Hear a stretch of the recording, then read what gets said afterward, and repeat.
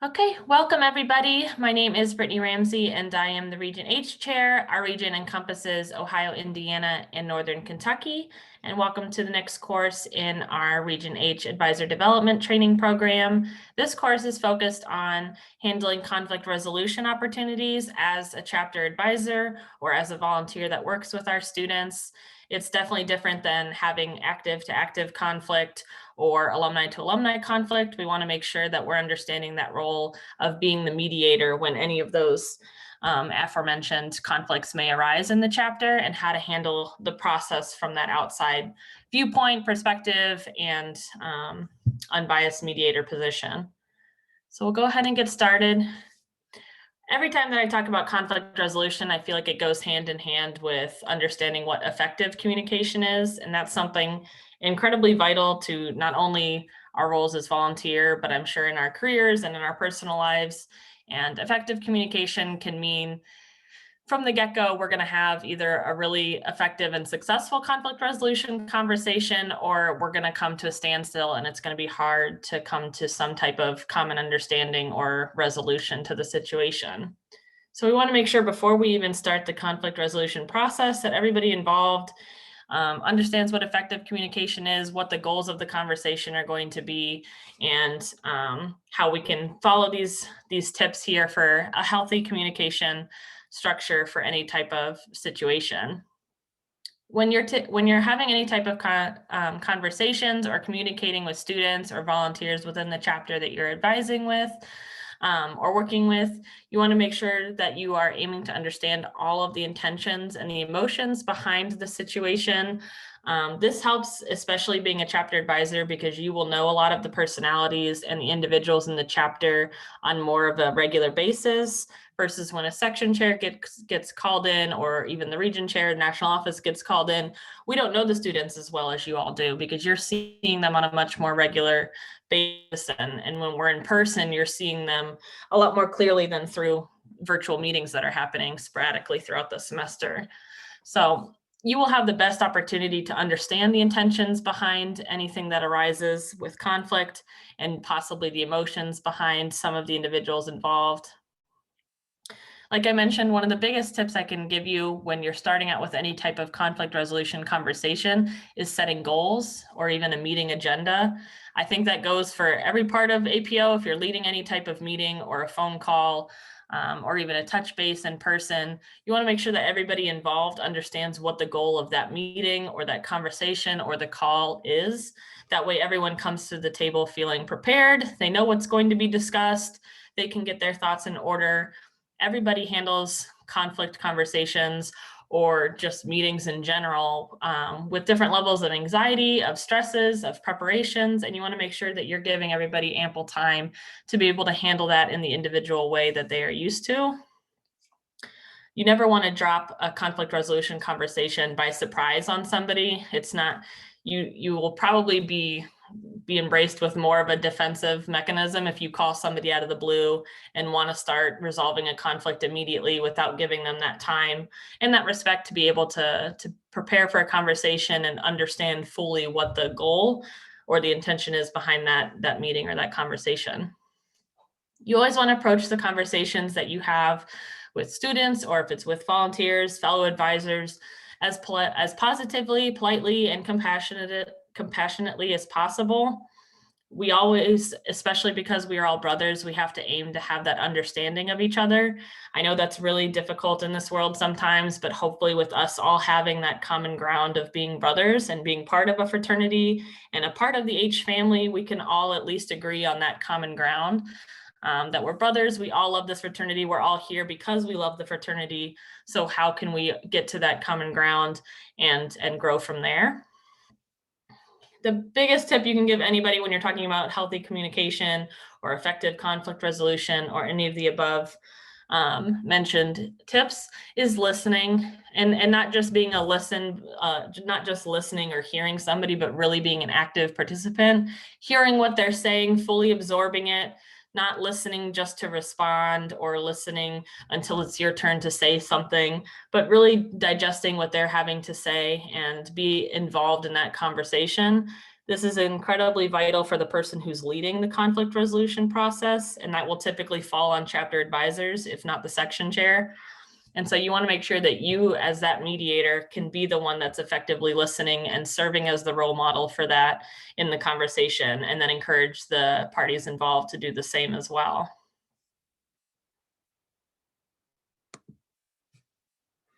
Now, after those first few tips of effective communication, and we could probably talk about that all day, so it's definitely not the complete gambit of understanding what effective communication is, but we will focus more today on the conflict resolution piece of communicating.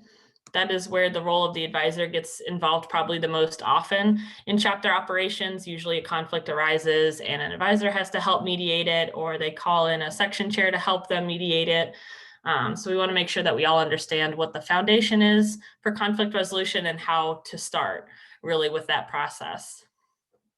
So to set a foundation for conflict resolution or for effective conflict resolution, you want to make sure that at the beginning of each semester, as chapter advisors, you're setting up those communication channels with the chapter from the get-go. So they know how to communicate with you. Are you on their email listservs? Are you in a group message with them? Since things aren't face-to-face as much as they used to be, these communication channels have probably changed from what they used to be in the past. So you want to make sure that's reestablished every semester, especially if there's new officers. They know who they're supposed to go to, and they understand what your role as an advisor is. And you can easily send them to some of our slides that we had in our Becoming an APO Advisor presentation, and that will help explain to the students what each of the different roles are and what your responsibilities are. And you can go from there and have that conversation set up to determine what the best communication channel will be for each of the advisors serving that chapter. You want to make sure that every semester, or at least every year, you're making sure the introductions are taking place. I've said throughout this weekend and a couple of our other workshops that you want to make sure that if you're not hearing from students or you're not getting an update like you normally do each semester, please don't wait or let a whole year pass if you're not hearing anything from the students or you're not sure if you're still an advisor. Make that initiative, reach out to the students every semester, reestablish that connection, like I said, and make sure they know you're there and what your role is for. And that's really on us as alumni volunteers to help the students understand that. Sometimes the outgoing president does not explain that to the incoming chapter president, especially if there's not officer transitions happening. So we can't really expect for the students to know what an advisor means in APO if we're not helping them learn that and learn that along the way, especially in the chapter president role. As an advisory committee, a team of advisors, the students should know who to come to in the chapter. So if at the start of the year, you introduce yourself at one of the first chapter meetings, even if it's online, you should have all of your advisor committee members introduce themselves or maybe send in a slide with your picture and contact info if they do PowerPoints, so that the students know who they can come to if they have any questions, if issues arise, if they feel uncomfortable. A lot of students don't want to just go to the chapter president. Sometimes they want to go to somebody that's off of exec, that's not a peer-to-peer situation. And that's really one of the main reasons that we have advisors. You have those alumni volunteers that can be there to help students in an unbiased manner. And setting that introduction in the beginning will hopefully help them determine what the best channel is for them to reach you at. And then lastly, the biggest piece of a foundation when we're talking about conflict resolution is for our alumni volunteers to understand that any conflicts that we have that happen with each other, with alumni volunteers only, and it's not involving the chapter, that we handle those away from the students and we handle those privately. I can't think of a worse situation as far as conflict resolution goes with advisors is if you're at a chapter meeting and two advisors start arguing with each other or debating each other in the middle of a chapter meeting or in the back of the room and students can hear and see it. That's the kind of disconnect and discord with our fraternity operations that shouldn't be present in front of students. We should be putting our best foot forward. We should be making sure that we're serving as role models to the students and showing them how to handle conflicts in a healthy manner and being effective communicators and also being brothers. So we want to make sure that that's at an absolute minimum an understanding between all of our alumni volunteers. Zach had a great question. He asked, what do you do if you introduce yourself to the chapter and you take initiative to let them know that you're here, but the students still won't come to you? So my answer to that would be, since I know Zach is a new advisor to one of the chapters in his section, if you're a brand new advisor and you've introduced yourself and you've taken that initiative and it's still your first year or two and the students aren't coming to you, I would still be as present as possible. Let them know that you're here. If you're making that introduction each semester, let them set up a conversation with you maybe to see what their expectations are. We talked about that in our first presentation. For the blue level, just introductory to the role. Maybe go back to that and come up with a meeting for your exec team or the chapter president and have them set out a list of expectations for advisors. Do they want you at all the chapter meetings? Do they need you at bylaw discussions, elections, things like that? So that you know what their expectations are. And as long as you're meeting them and they're still not coming to you, that either A, means there aren't any issues that have bubbled up to the point of needing a mediator, or maybe they just haven't happened yet. So I would say just hang in there and keep doing what you're doing, keep being present, keep reaching out. If you know your expectations, just be there to support them. It might be a quiet semester, but as any long-term advisor can tell you, enjoy the time when it's quiet, because there will be a semester where there's drama that arises and advisors have to get involved, or there's a conflict between the exec or the chapter.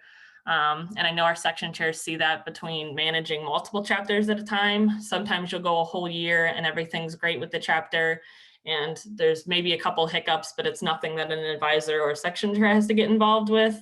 And then that following year, they'll have a new exec come in, there's turmoil, something went wrong with an election or something that ignited a conflict resolution opportunity. And that's when the advisors get called in.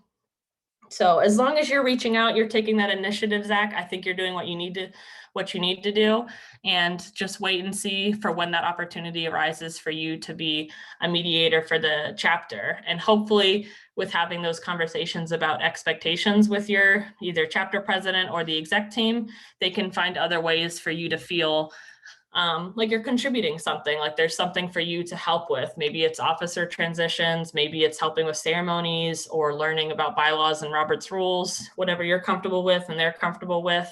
Hopefully you can work together to figure out how to open the communication channel with the students more.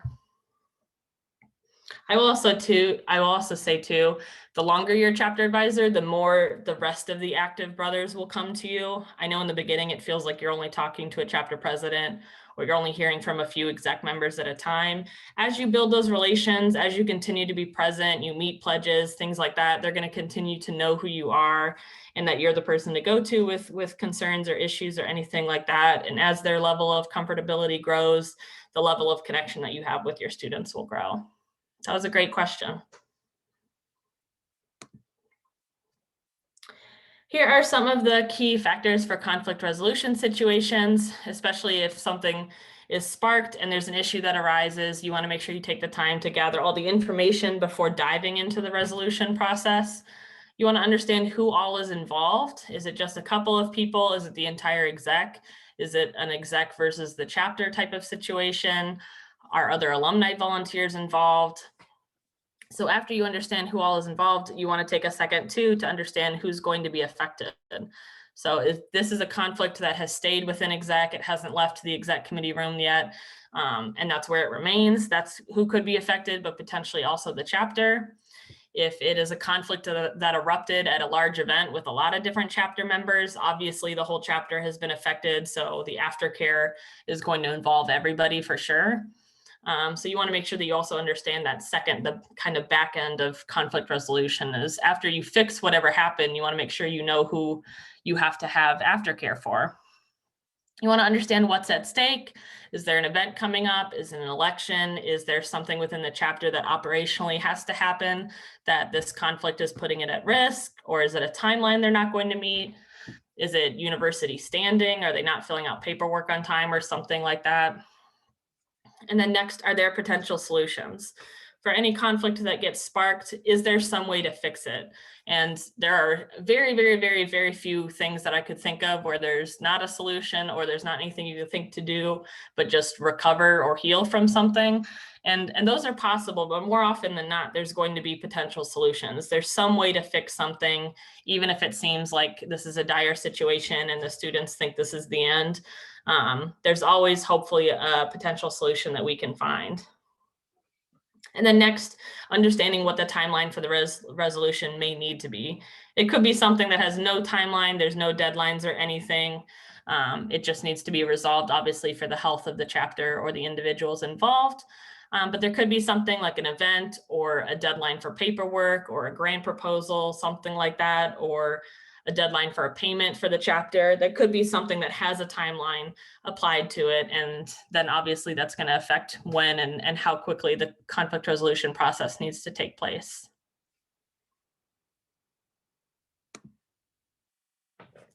I found this diagram online and I thought this was incredibly helpful, instead of just a bunch of words on the screen, to understand kind of in a picture what the process of conflict resolution looks like. There's some kind of igniting moment that I've talked about a couple times. There's the initial conflict. It's whatever upsets the individual or individuals involved. And that's really what starts this entire process, obviously. Next, you want to understand and explore what the issues are, especially as the advisor coming into it. And most likely you aren't the person that was involved in the conflict. You're hearing about it after the fact and having to help with the resolution and healing process. So you want to take the time to explore what the issues were, understand the feelings involved, and go through all of those key factors that we just discussed. And then it's time to start that conversation and really start the process with hopefully resolving the conflict. We talked a lot earlier about finding that common ground. And if nothing else, hopefully the common ground of brotherhood is something everyone can agree on and we can go from there. But if not, there's common grounds like serving on exec together and having to make the chapter operate, or being a chapter member and being a part of the operations of the chapter. If it's a volunteer, it's really being a part of the network and the support system for our students. And how can we all come together as volunteers to find a common ground and heal whatever resolution that we need to.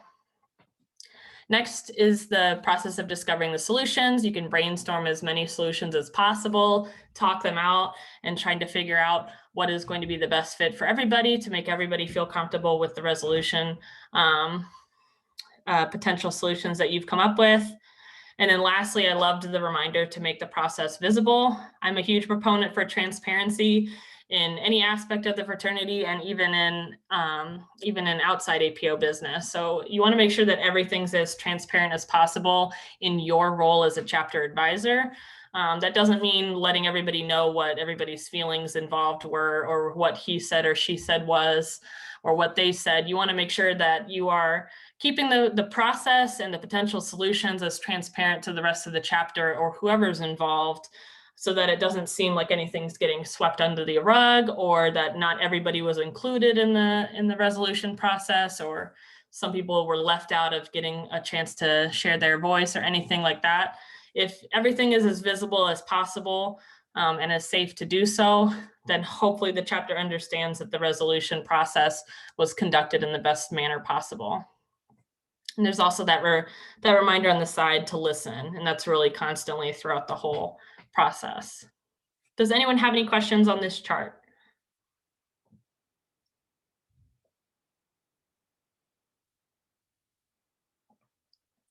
Okay, perfect.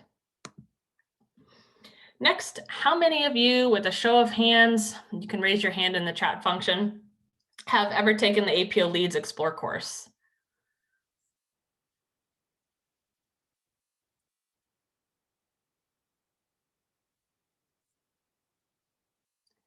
See, it looks like Zach and Rick have. Okay, so APO Leads Explore is the second course in the APO Leads program, and it is the 6-hour-long course on conflict resolution and effective communication. So it dives into a lot of the different topics that we're talking about today. And if you haven't taken it yet, it's super helpful as a volunteer as well. I also encourage all exec members to go through it.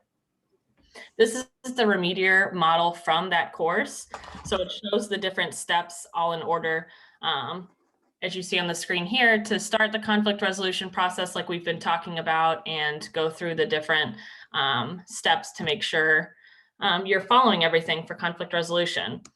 So the first begins with R, and that's for recognizing the problem or recognizing that there is a problem. Sometimes that doesn't happen by a student coming up to you and asking about an issue or telling you what happened. Sometimes that's something that an advisor has to recognize from the back of the room or from the back of a Zoom, chapter meeting.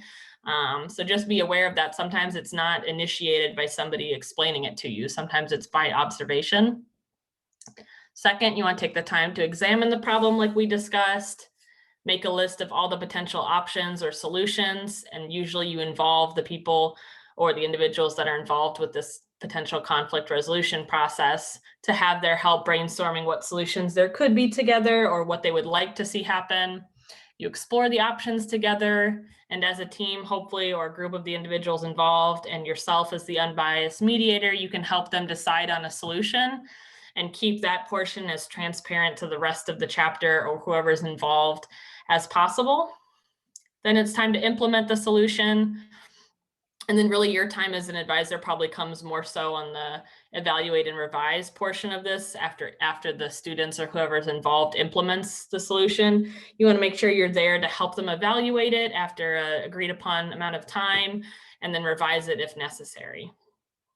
So I always include this whenever I'm talking about conflict resolution, because I think if anything, you can walk away from here today remembering remedial or looking it up and then following those steps as an advisor to help your students through the process. It's also super helpful to either, if the students have already gone through Explore, you can relate it back to that for them, or you can send them this model and that will help them kind of follow along in the process and understand why and understand what all the steps are that are involved. Next, this is another piece from the APO Explore course. This is the anatomy of a blowup. I always describe it whenever I'm presenting Explore by describing a roller coaster. So there's always some type of triggering event at the beginning. That's when you're getting in the roller coaster and you're putting on your seatbelt, hopefully, and you kind of feel it start to move. And that's really the triggering events. The roller coaster has started, something has triggered, either students, a group of students, the chapter, maybe a volunteer is involved. And that's really what starts this whole entire process. And then it escalates, obviously. And usually when it's escalating, that's when it's gotten to the point where either an advisor has observed it or they've been told about it, or maybe the section chair heard about it and she's coming, he, she, or they are coming to you to talk about the escalation that they've seen or heard take place. So you're riding the roller coaster, you're going to the top of the hill. And once you get to that very top of the hill, the top point, you can look and see the whole city from the top. That's known as the crisis. So that's usually the biggest moment of the conflict kind of blowing up, if that makes sense, the anatomy of the blow up. You're at the very, very top of the crisis. Sometimes when an advisor is able to get involved in the escalation, we can bring down the level of that crisis. And it's not as big of a blow up like somebody screaming at each other at a chapter meeting or somebody yelling across a bylaw discussion at another brother. So getting involved early is always better than getting involved later on the post-crisis moment. And that always depends on how communicative our advisors are with the students or how involved they are on a day-to-day basis. We've had a few chapters where the section chair ends up getting called in after the big crisis because advisors hadn't been attended meetings. They hadn't been attending any meetings for a few months and didn't know what was going on and weren't communicating with the students and vice versa. And so the section chair ended up getting called in after that big crisis already took place. And so as active and engaged advisors, if we can be involved early on and more consistently and be that standard of support for the students, hopefully those crisis levels are brought way down because you can get involved when you see things escalating. And then after the roller coaster hits the top of the hill, what does it do? It starts coming back down. That's the resolution process. And then hopefully we can come to an agreement on a resolution or a solution for the chapter or the group of individuals involved and return to a healthy baseline. The other tip I will give if you are an active and engaged advisor is understanding what the baseline of a chapter should look like. So what is their health overall? What does a healthy chapter look like for the chapter that you're advising? what do those relationships typically look like, so that you can help understand and visualize when that chapter gets back to that baseline, or quote unquote back to normal. Does anyone have any questions about the anatomy of a blow up?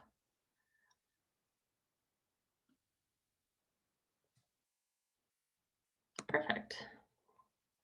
These are a few notes about handling conflict with a brother.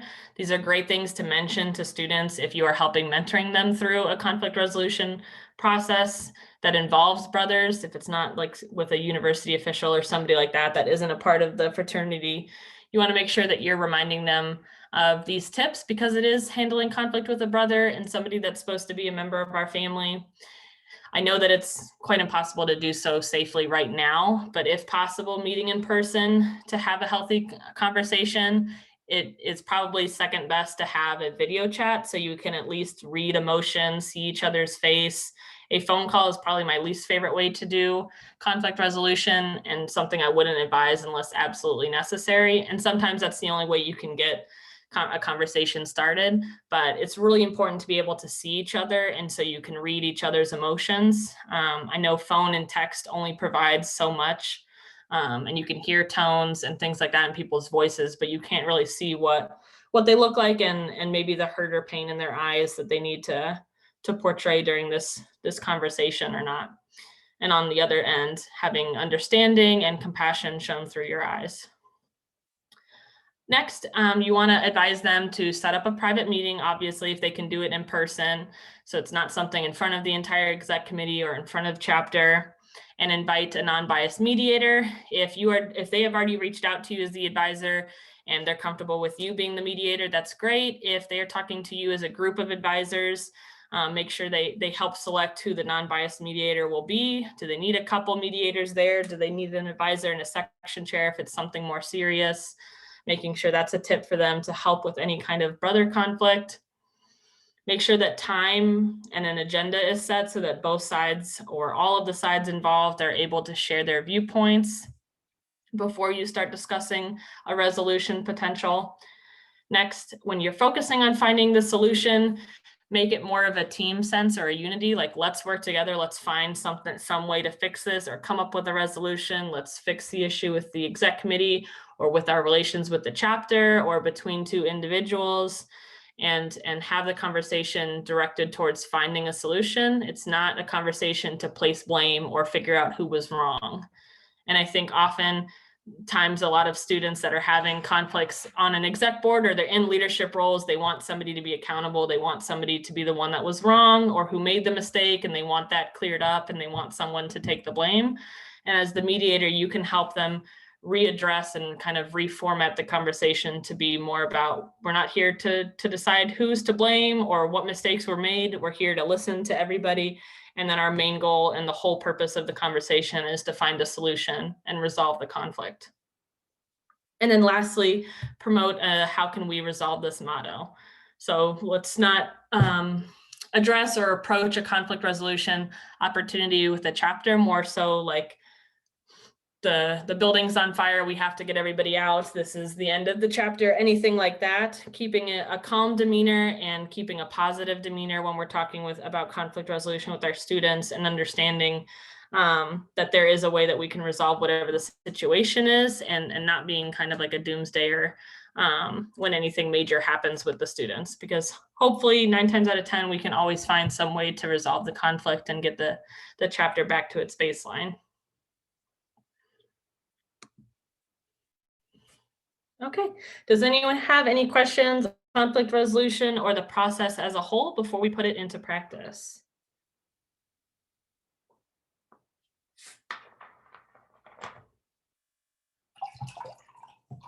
Okay, so we are going to do a group activity, and since we are all online and there's several of us, I am going to go through a couple different scenarios, and you can either chime in over the chat and I'll help read your answers, or you can unmute yourself and add your input. But these are different conflict resolutions that have happened in the chapters that you are all advising, and the details will be on each slide. So in our first scenario, the chapter president and the service VP aren't seeing eye to eye. They've continued to get in arguments during exec meetings and chapter meetings. On your last visit to a chapter meeting as their advisor, you notice the negative energy is affecting the chapter. So my question to all of you is, how would you address this situation with the chapter president, with the service VP, and then the exec committee as a whole?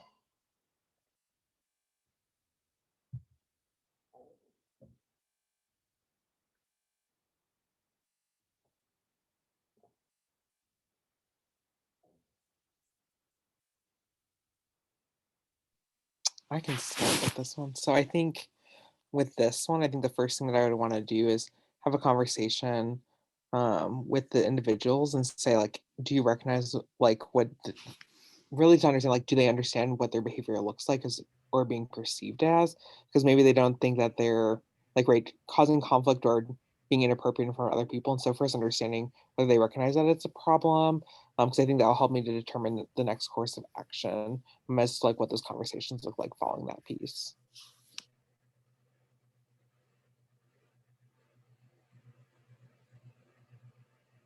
Yeah, that's great, Rick. And I love that helping them understand what perspective you're seeing from the outside. I think that's super important as an advisor to help bring them to maybe what you're seeing from the outside and maybe what students are seeing and how that's coming across and really affecting the chapter. Because you're right, they might not know how their energy or what their actions are doing to the rest of the chapter.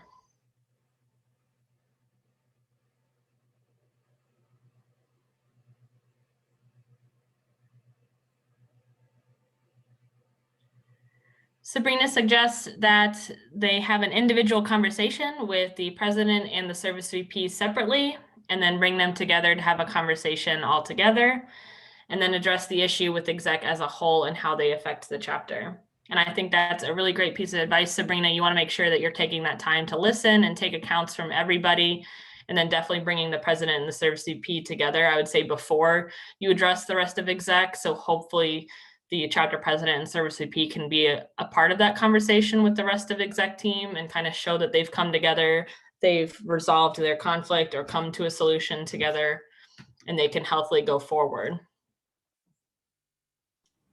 I'd like to add into that a little bit, but I'd say also you'd probably want to involve at least one other advisor as well, not just one-on-one, but maybe having two advisors meet individually with each of them. That way, to bring different perspectives in. Yes, I think that's a great piece of advice, especially if advisors have been working with different people on exec team. Maybe the youth and service advisor, youth and scouting advisor has been working really closely with the service VP and they already have that repertoire. And then maybe the advisory chair has worked really closely with the chapter president and has that working relationship. They can all come to the table then and feel like they have that unbiased mediator kind of in their corner and supporting them and supporting the whole process as a whole. So that's a great piece of advice as well.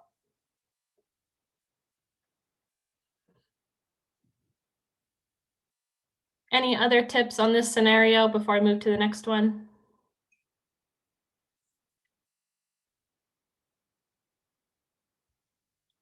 Jackie says that she would speak to the chapter president first. I will say that it probably doesn't matter which position that you speak to first. I would just say the tip that Sabrina gave about having separate conversations with them would probably lead to an equal understanding, whether you get the opinion or the viewpoint from the service VP before you get it from the chapter president. You're taking both of those viewpoints equally and you're taking them in within the same amount of time frame so that you can then bring them together for a healthy conversation. We want to make sure that we're not treating the chapter president above a service VP or that their role comes before the service VP. That's really more so in the line of elections for a chapter bylaw discussion. But you want to make sure that they're seen as equal and they feel like they're being treated as equal volunteers in their chapter.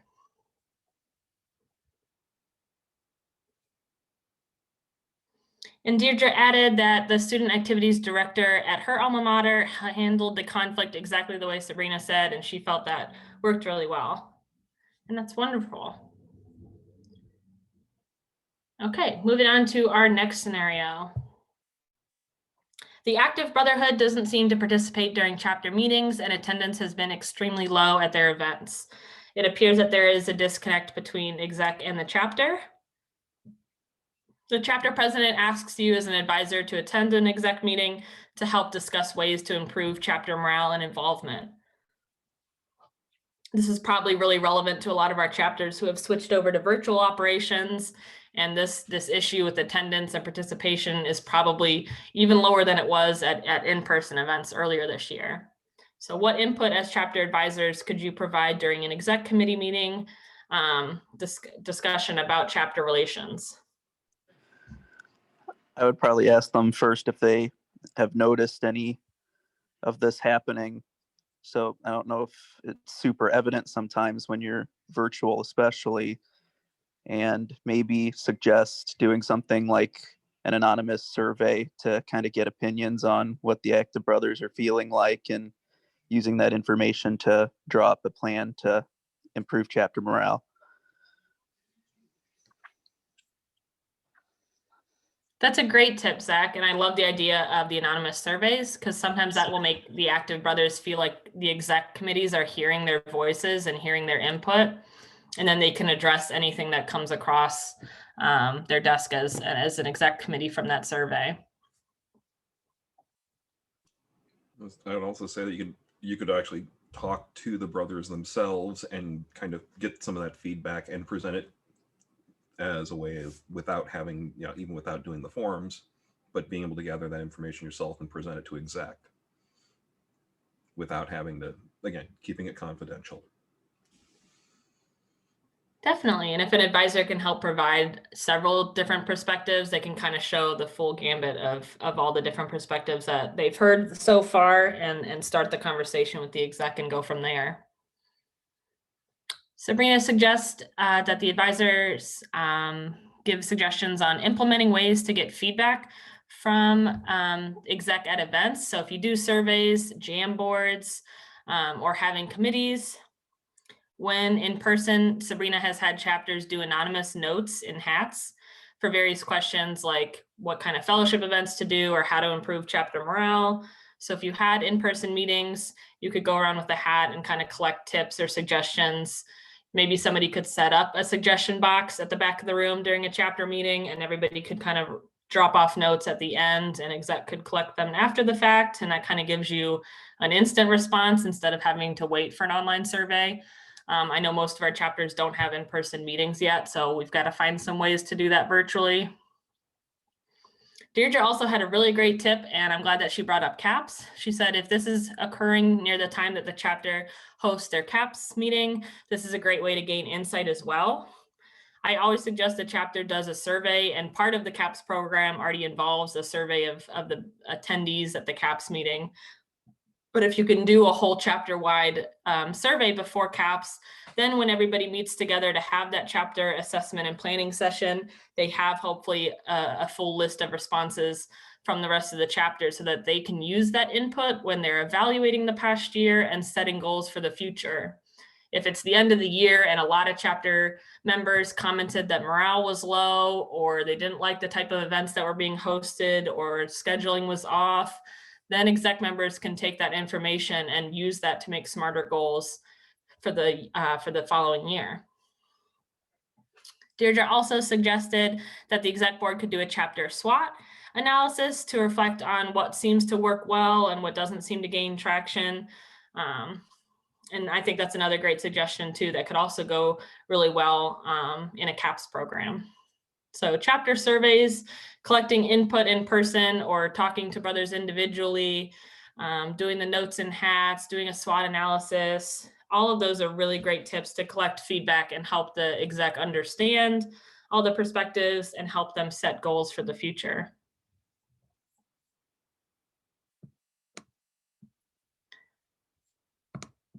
Okay, next scenario, we are on to the last one. Let's see here. After a chapter election, there is an extreme divide in the chapter. The new chapter president is installed with a whole new exec, and the actives who aren't serving in roles start to cause turmoil with the rest of the chapter. You and another advisor start to see and hear the divide happening amongst the whole chapter, with members wanting to leave. How would you address this situation with the newly installed chapter officers as well as the rest of the chapter to kind of bridge that divide back together?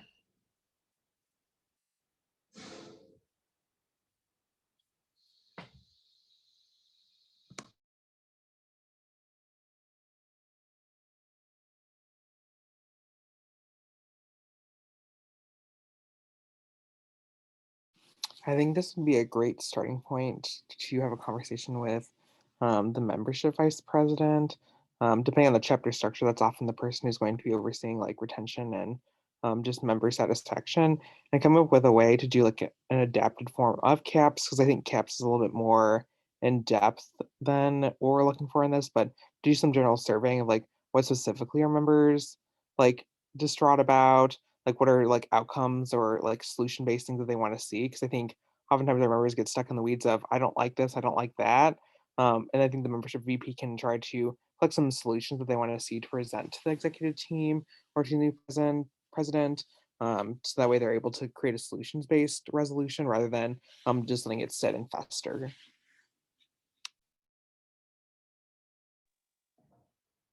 Yes, that's a really great start to the process, Rick.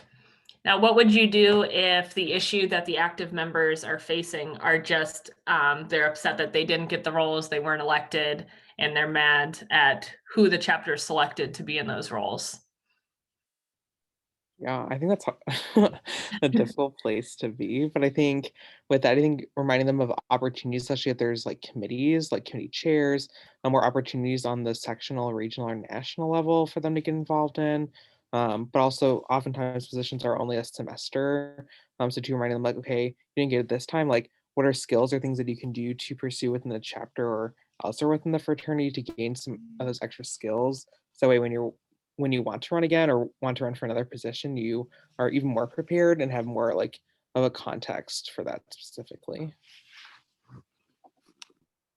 Yes, that is perfect, and that's wonderful. Giving them all those different opportunities or training or resources to help them get remotivated to try again in the future, or to give their skills to a different area of the chapter. There's so many different ways for students to get involved besides just exec or an elected role. And so showcasing the ways that they could chair a position or help plan an event maybe for VP, or get involved on a committee, or do something on the section, region, or national level, like you said. So I think giving them the opportunity to look at it in a different light or different perspective, like you just showcased, I think is important versus them just focusing maybe on the loss of the role or what somebody else isn't doing the way they would do. It gives them maybe a way to refocus their energy into something positive for the chapter.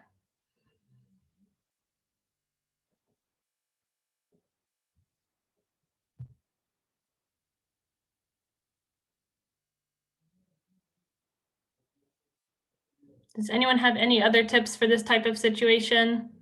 Maybe how to bring the rest of the chapter back together once you've resolved the conflict with the outgoing or incoming exec members or whoever lost in the election. Now, how would you handle aftercare with the rest of the chapter?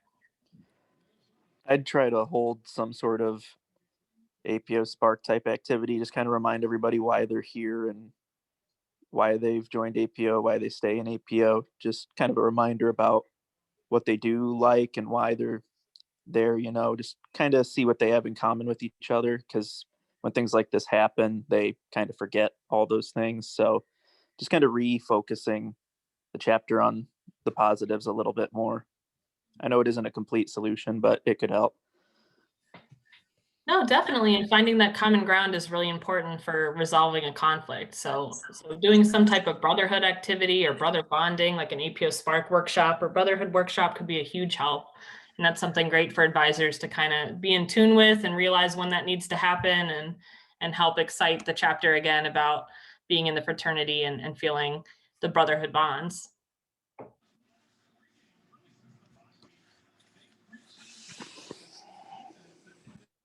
Let's see.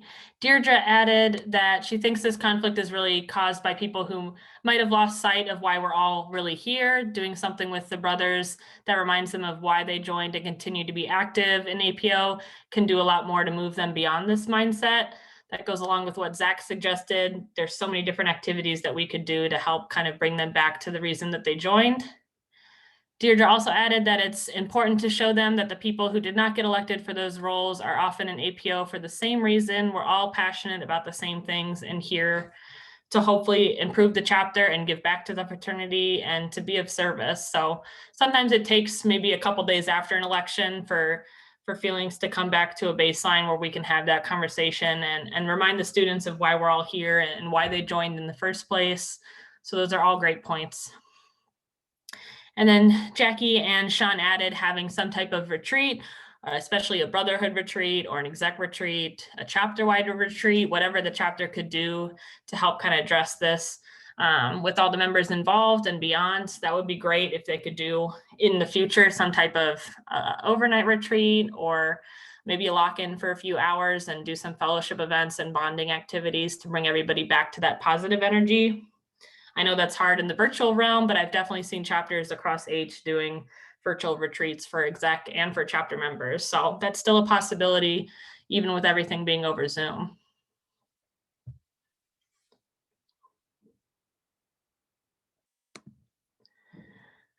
Okay, well, thank you for all your feedback on those 3 scenarios. Those are things that happen pretty commonly throughout our region, and I'm sure throughout the rest of our fraternity, along with a lot of other things that can arise with conflict in a chapter or with working with college students. And I hope you all feel a little more prepared for that as chapter advisors.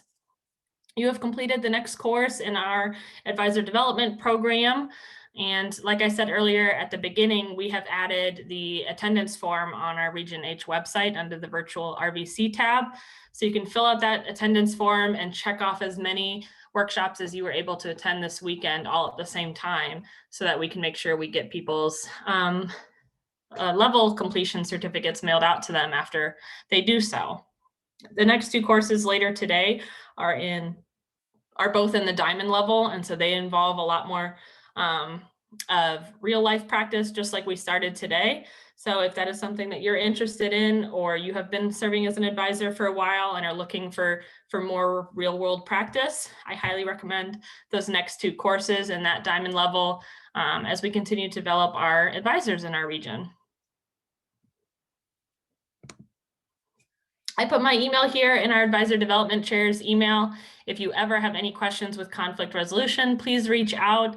Your section chairs are also really great resources, as they've gone through this type of training too as well throughout their section chair training, and they're prepared to help you all as chapter advisors or volunteers or potential new volunteers through any kind of conflict resolution process, especially things that need to get elevated up the chain, if it might involve risk management, or it's just gotten to the point where it's seriously affecting chapter membership.